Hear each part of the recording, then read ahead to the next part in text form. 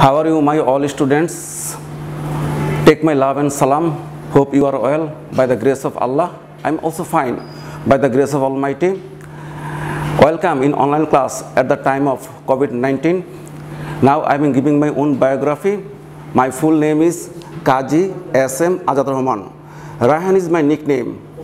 I am known in my campus as Raihan sir. And today I am discussing about the important topics named transformation, the following simple sentence into complex. This topic is very important for all kinds of students.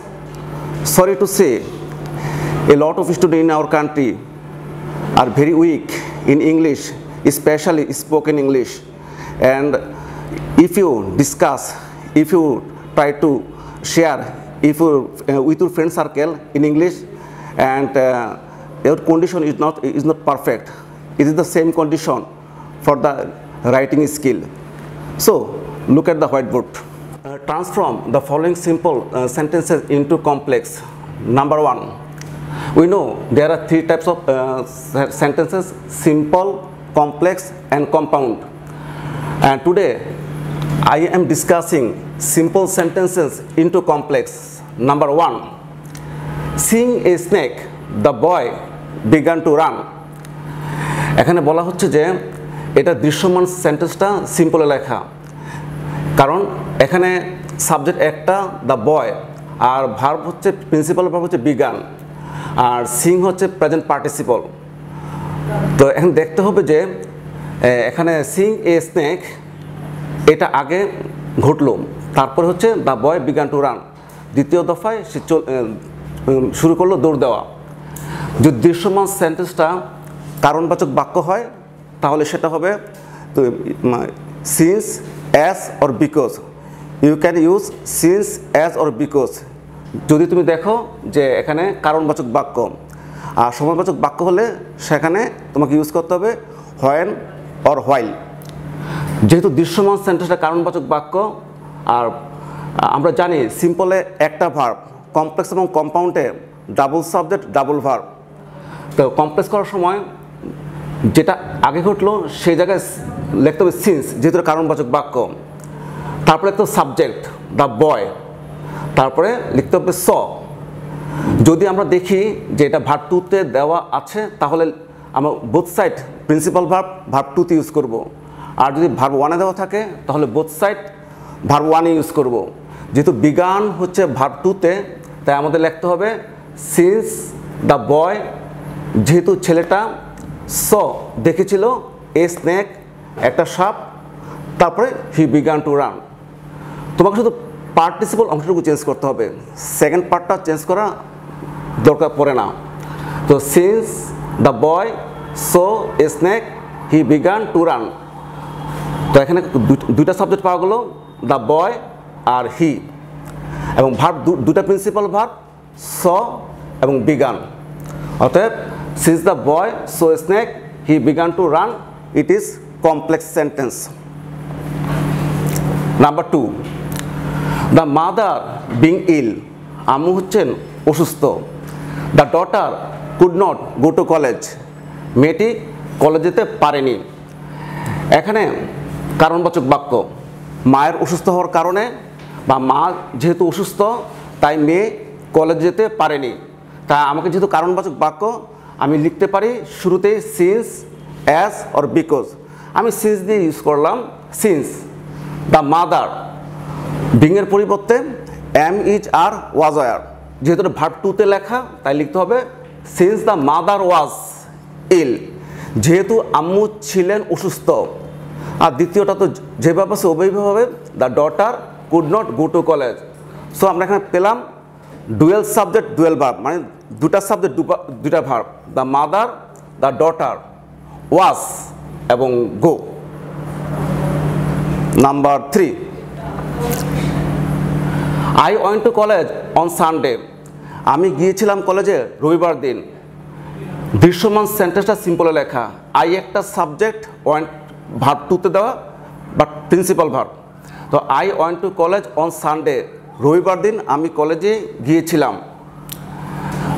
যেহেতু এটা সময়বাচক বাক্য এটা কারণবাচকে পড়ে না, Sunday বলা আছে তাই লিখতে হবে, আমাকে কমপ্লেক্স করার সময় লিখতে হবে ডাবল সাবজেক্ট ডাবল ভার্ব। এবং আমি আগেই মেনশন করেছিলাম যে যদি সময়বাচক বাক্য হয় হোয়েন বা হোয়াইল, তো এক্ষেত্রে এটা সময়বাচক বাক্য। আই ওয়েন্ট টু কলেজ, আমি গিয়েছিলাম কলেজে, প্রিপোজিশনের জায়গায় লিখতে হবে হোয়েন। যেহেতু সানডে ক্যালেন্ডার অথবা দৃশ্যমান দিনের নাম, তাই এখানে ইট হবে, আই হবে না। আই ওয়েন্ট টু কলেজ, আমি কলেজে গিয়েছিলাম, হোয়েন যখন, ইট ওয়াজ সানডে, ইহা ছিল রবিবার দিন। এখনও একই জিনিস পাচ্ছি আমরা, আই এবং ইট সাবজেক্ট, ওয়েন্ট এবং ওয়াজ দুটি ভার্ব। মানে I went to college when it was Sunday, আমি গিয়েছিলাম কলেজে যখন ইহা ছিল রবিবার দিন। এটা হচ্ছে কমপ্লেক্সে লেখা অ্যান্সারটা। Next number 4, serial number 4, Jerry came here at the age of 4, Jerry এখানে এসেছিল 4 বছর বয়সে। তো এটাও সময়বাচক বাক্য, কারণ 4 বছর হওয়ার কারণে সে আসেনি, তাকে আনা হয়েছিল যখন তার বয়স ছিল 4। তো জেরি, অ্যান্সারটা হবে জেরি কেম হেয়ার, জেরি এখানে এসেছিল।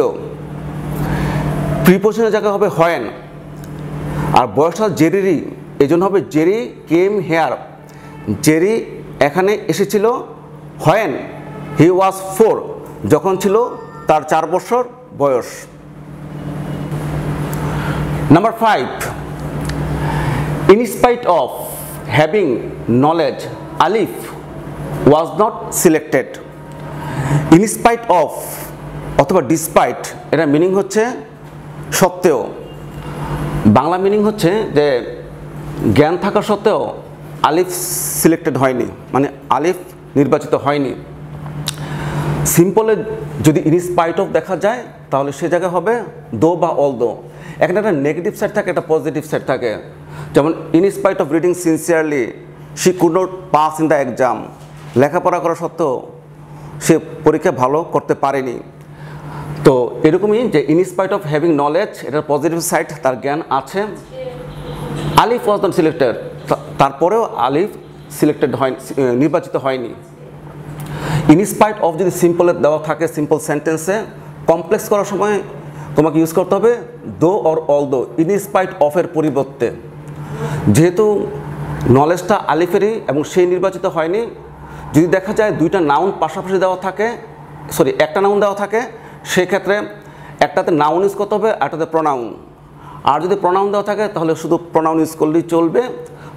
তো এটা হবে অলদো আলিফ হ্যাড নলেজ, যদিও আলিফের জ্ঞান ছিল, হি ওয়াজ নট সিলেক্টেড, সে নির্বাচিত হয়নি। অলদো মানে যদিও, অলদো আলিফ হ্যাড নলেজ, যদিও আলিফের জ্ঞান ছিল, মানে আইডিয়া ছিল, হি ওয়াজ নট সিলেক্টেড, সে সিলেক্টেড হয়নি। আলিফ একটা সাবজেক্ট এবং হ্যাড ভার্ব, হি একটা সাবজেক্ট, ওয়াজ একটা verb. Number 6, the girl went to hair shop to sell her hair, মেয়েটি হেয়ার চুলের দোকানে গিয়েছিল তার চুলগুলো বিক্রি করতে।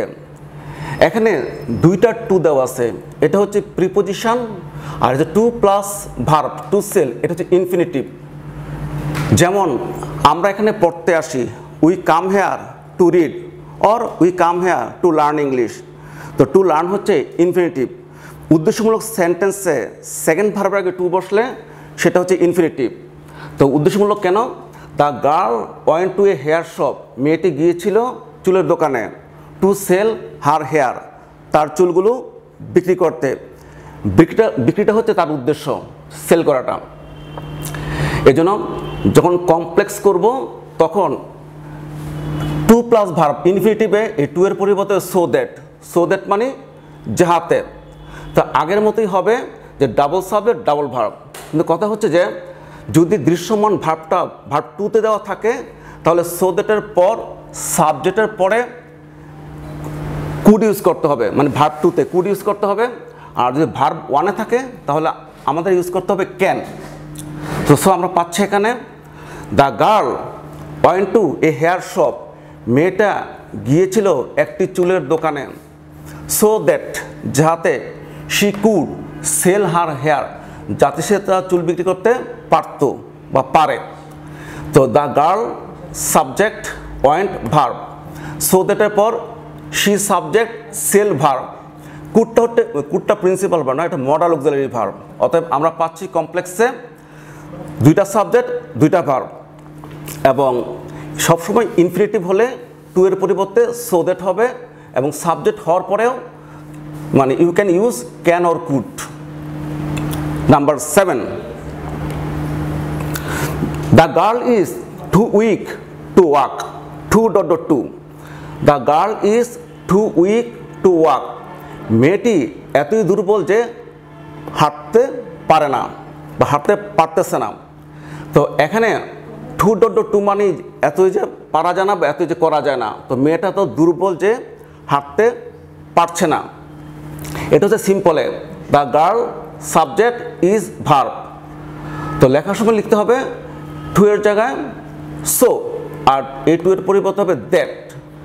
আর যেহেতু নেগেটিভ ফরম্যাট, যে মেয়েটা তো দুর্বল যে হাঁটতে পারছে না, তাই আমাদের ইউজ করতে হবে সেকেন্ড সেন্টেন্সে সেকেন্ড পার্টে can not or could not. যদি এটা ভার্ব ওয়ানে দেওয়া থাকে তাহলে হবে ক্যান নট, আর যদি ভার্ব টুতে দেওয়া থাকে এটা হবে তোমার could not.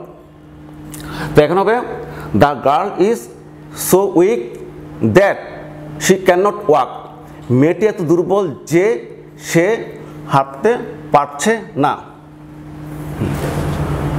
Serial number 8, the load is too heavy for the porter to lift. অর্থ হচ্ছে বোঝাটা হয় এত ভারী ফর দ্য পোর্টার, পোর্টারের পক্ষে বা পোর্টারের জন্য মানে কুলির জন্য এটা উত্তোলন করা সম্ভব না। টু কিন্তু সাবজেক্ট ভিন্ন। The load is too heavy, লোডটা তো ভারী, কুলির পক্ষে এটা লিফট করা বা উত্তোলন করা সম্ভব হচ্ছে না। তো এটা হবে নাম্বার 7-এর মতন একটা, দ্য লোড ইজ টু এর জায়গায় হবে so, the load is so heavy, বোঝাটা এত ভারী দ্যাট যে দ্য পোর্টার, ফর লিখতে হবে না, the porter can not lift. যেহেতু এখানে ভার্ব ওয়ানে দেওয়া মেনশন করা আছে, তাই এখানে ক্যান নট ইউজ করতে হবে, আর যদি ওয়াজ দেওয়া থাকতো তাহলে কুড নট ইউজ করতে হতো। তো অ্যান্সারটা হচ্ছে the load is so heavy that the porter can not lift, বোঝাটা এত ভারী যে কুলির পক্ষে বা কুলিটি এটা বহন করতে পারতেছে না। Number 9, by working hard you can prosper. As a conditional sentence, কঠোর পরিশ্রমের দ্বারা তুমি উন্নতি করতে পারো। বাই হচ্ছে preposition, so you can use ING with the principal verb. তো বাই ওয়ার্কিং হার্ড, কঠোর পরিশ্রমের দ্বারা তুমি উন্নতি করতে পারবে। ইন লাইফ দেওয়া নাই, শুধু প্রসপার, তুমি উন্নতি করতে পারবে। তো কন্ডিশনাল সেন্টেন্স করার সময় কমপ্লেক্স যখন যাচ্ছি আমরা, তখন ইফ ইউজ করতে হবে। তো ইফ ইউ ওয়ার্ক হার্ড, কারণ আমরা জানি কমপ্লেক্সে ডাবল সাবজেক্ট ডাবল ভার্ব, তো তোমাকে কঠোর পরিশ্রম করতে হবে এবং তুমি উন্নতি করবে, তাই হবে ইফ ইউ ওয়ার্ক হার্ড। যদি তুমি কঠোর পরিশ্রম করো, ইউ ক্যান প্রসপার, তুমি উন্নতি করতে পারবে। ইউ একটা সাবজেক্ট, ওয়ার্ক ভার্ব, ইউ আর একটা subject, can modal auxiliary verb, prosper হচ্ছে আরেকটা ভার্ব। অতএব আমরা পাচ্ছি কমপ্লেক্সে double subject double verb. Number 10, without working hard you can not succeed. এটা নেগেটিভ ফর্মেটে লেখা, যে কঠোর পরিশ্রম ছাড়া বা কঠোর কাজ করা ছাড়া তুমি জীবনে সাফল্য লাভ করতে পারবে না। তাই এটা নেগেটিভ ফর্মেটে দেওয়া, কিন্তু পজিটিভভাবে বলা, তাই লিখতে হবে আমাদের আগের মতোই, যেহেতু উইদাউট বলা হচ্ছে তাই লিখতে হবে if you do not work hard, যদি তুমি কঠোর পরিশ্রম না করো, ইউ ক্যান নট সাকসিড। এটা নো চেঞ্জ, যেভাবে আছে ওইভাবে হবে এই ক্লোজটা। তো if you do not work hard, যদি তুমি কঠোর পরিশ্রম না করো, ইউ ক্যান নট সাকসিড, তুমি জীবনে উন্নতি করতে পারবে না। You subject work verb, you subject succeed verb, succeed verb ওয়ানে লেখা। Next, number 11. Closing the door, I went outside. দরজাটি বন্ধ করে আমি বাইরে চলে গেলাম। তো দরজাটি বন্ধ করার পর আমি বাইরে চলে গিয়েছিলাম। তো দুইটাই সেন্সটা ভার্ব টুতে বলা। তো ক্লোজিং দ্য ডোর, দরজাটি বন্ধ করে আমি বাইরে চলে গেলাম, সিম্পলে লেখা I subject went principal verb. তো দরজাটি বন্ধ করার পর তারপরে আমি বাইরে চলে গেলাম, তাই হবে শুরুতে হবে আফটার। তা আমি দরজা বন্ধ করেছিলাম, তাই হবে আই। তো after I had close the door, দরজাটি বন্ধ করার পরে আই ওয়েন্ট আউটসাইড, আমি বাইরে চলে গেলাম। এখানে হ্যাড হলো এ কারণে দুইটা পাস্ট টেন্সের ভিতরে যেটা অতিরিক্ত বেশি অতীত হয় সেটার সাথে ইউ ক্যান ইউজ হ্যাড। তাই এখানে হবে after I had close the door, দরজাটি আগে বন্ধ করেছিলাম, তার করার পরে আই ওয়েন্ট আউটসাইড, আমি বাইরে চলে গেলাম। তো এখানে একইভাবে পাচ্ছি I subject closed principal verb, আরেকটা ভার্ব, আই একটা সাবজেক্ট ওয়েন্ট একটা ভার্ব, দুইটাই ভার্ব টুতে লেখা। Number 12. The book written by Humayun Ahmed is very interesting. The book written by Humayun Ahmed is very interesting. Humayun Ahmed কর্তৃক লিখিত বইটি হচ্ছে খুবই চমৎকার বা মজাদার। তো এখানে 2.2 in spite of অথবা ভার্ব আইএনজি এরকম কিছু দেওয়া নেই। তাই এখানে হবে তোমাকে ইউজ করতে হবে হুইচ, যেহেতু বই দেওয়া হুইচ ইউজ করতে হবে, তাই লিখতে হবে the book which is written by Humayun Ahmed is very interesting. Humayun Ahmed কর্তৃক লিখিত যে বইখানা আছে সেটা হচ্ছে খুবই মজাদার। Number 13. I went to college at the time of raining. আমি কলেজে গিয়েছিলাম বৃষ্টির সময়। তো এটা আগের মতোই সময়বাচক বাক্য বা সেন্টেন্স। তো এখানে কমপ্লেক্স করার সময় আমাদের লিখতে হবে আগের মতোই ডাবল সাবজেক্ট ডাবল ভার্ব। তো আই অ্যান্সার হবে আই ওয়েন্ট টু কলেজ, আমি গিয়েছিলাম কলেজে। আর অ্যাটের প্রিপোজিশন পরিবর্তে হবে হয়েন, যখন ইহা ছিল বৃষ্টি, মানে যখন বৃষ্টি হচ্ছিল। তো অ্যান্সার হবে আই ওয়েন্ট টু কলেজ, আমি গিয়েছিলাম কলেজে হোয়েন ইট ওয়াজ রেনিং, যখন বৃষ্টি হচ্ছিল। এখন নাম্বার 14. অ্যাট ডে লাইট, দিনের বেলা I was half awakened by the sound of chopping. Chopping মানে কাট কাটা। অ্যাট ডে লাইট, দিনের আলোতে I was half awaken by the sound of chopping. তো এটাও হচ্ছে তোমাদের সময়বাচক বাক্য। তো এটা হবে যখন ইহা ছিল দিনের বেলা, when it was daylight, যখন ইহা ছিল দিনের আলো বা দিনের বেলা। বাকিটা হবে যেভাবে আছে ওভাবেই, no change. I was half awaken by the sound of chopping. এটা হচ্ছে কমপ্লেক্সে ইট এবং ওয়াজ, একটা সাবজেক্ট একটা ভার্ব, আই আর ওয়াজ আর একটা সাবজেক্ট আর একটা ভার্ব। তো আমরা পাচ্ছি দুইটা সাবজেক্ট দুইটা verb. Number 15. He is an honest person, উনি হচ্ছেন একজন সৎ লোক। He is an honest person, honest হচ্ছে অ্যাডজেক্টিভ। তো আমাকে অ্যাডজেক্টিভ বাদ দিয়ে লিখতে হবে আগে সে যে ব্যক্তি এটা লিখতে হবে আগে। He is a person, person আগে অ্যান হয় না, এ হয়। হি ইজ এ পারসন, তিনি হচ্ছেন একজন ব্যক্তি। তা আমাকে ইউজ করতে হবে relative pronoun who is honest, যিনি হচ্ছেন সৎ। He is an honest person, অ্যান্সারটা হবে কমপ্লেক্সে হি ইজ এ পারসন, তিনি একজন ব্যক্তি। হু ইজ অনেস্ট, যিনি হন সৎ। যেহেতু আমি এখানে এ ইউজ করে ফেলেছি তাই অনেস্টটাকে অ্যান দেওয়ার আনএসেনশিয়াল, কোনো প্রয়োজন নেই।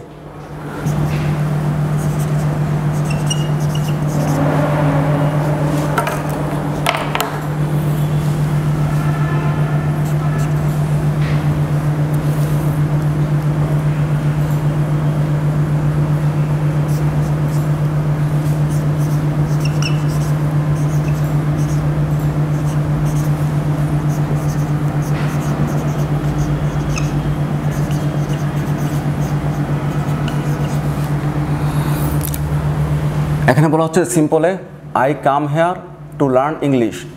আমি এখানে আসি ইংরেজি শিখতে, এটা সিম্পলে বলা আছে।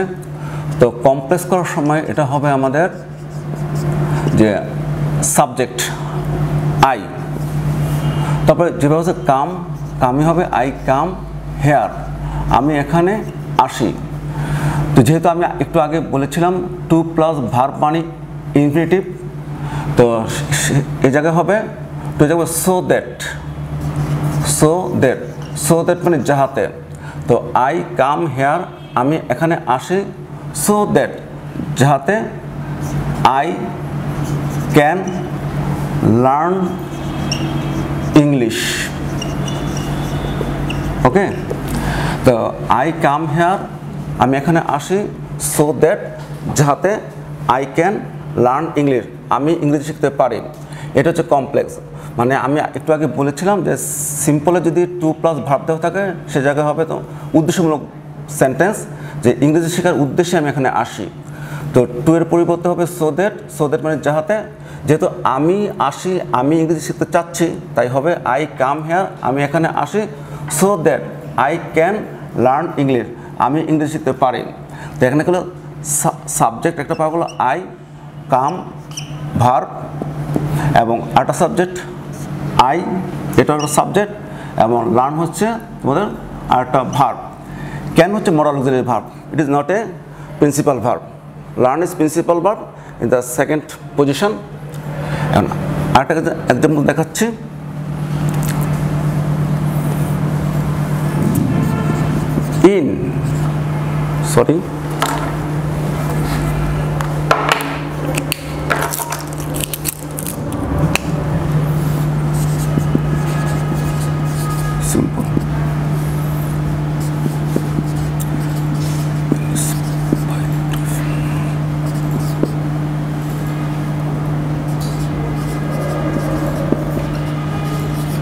In spite of reading, লেখাপড়া করার সত্ত্বেও রুনা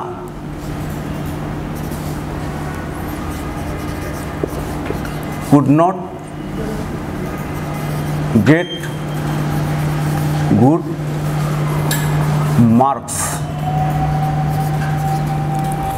বাংলা মিনিং হচ্ছে যে ইন স্পাইট অফ রিডিং, লেখাপড়া করার সত্ত্বেও Runa could not get good marks, Runa ভালো মার্কস পায়নি। এটা হচ্ছে সিম্পল। কমপ্লেক্স করার সময় আমরা লিখবো, এটা গুড সাইড হচ্ছে সে লেখাপড়া করেছিল, আর তার আরেকটা নেগেটিভ সাইড হচ্ছে সে রেজাল্ট ভালো করতে পারেনি। তো কমপ্লেক্স করার সময় আমরা লিখবো ইন স্পাইট অফের পরিবর্তে অলদো, আমরা দো ইউজ করতে পারি। অলদো, যেহেতু লেখাপড়া রুনাই করেছিলাম, রেজাল্ট ভালো করতে পারেনি রুনাই, এই জন্য হবে অলদো রুনা রিড। রিডের সাথে কোনো এস অ্যাড হবে না, যেহেতু পাস্ট ফর্মেটে লেখা। রিড, যেহেতু থার্ড পারসন সিঙ্গুলার হলে প্রেজেন্ট ফর্মে ভার্বের সাথে এস বাই ইএস অ্যাড করতে হয়, যেহেতু ভার্ব টুতে দেওয়া, তাই আমাদের কোনো এস ইউজ করার দরকার নেই। অলদো রুনা রিড, যদিও রুনা লেখাপড়া করেছিল, তারপর pronoun she could not get good marks.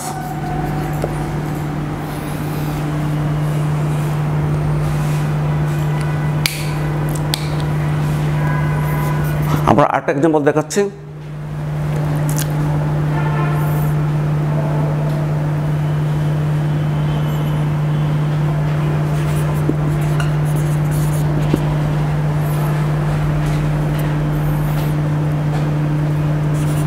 She is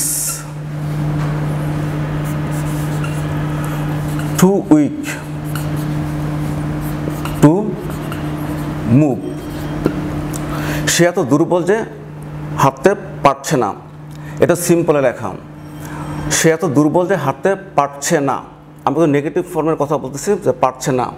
complex লেখার সময় আমরা লিখবো এভাবে অ্যান্সারটা, she is, এ টু এর পরিবর্তে হবে সো, she is so, তারপর হবে adjective, she is so weak। এ টু এর পরিবর্তে হবে দ্যাট, যেহেতু সেই দুর্বল এবং সেই হাঁটতে পারছে না, মুভ করতে পারছে না, এই জন্য হবে she is so weak that, পারছে না, that she can not move. I think if you practice sincerely, you can improve your skill, and by practicing day by day, and you may get good result in your exam and different kind of fields. And thanks for today. See you again. Allah Hafiz.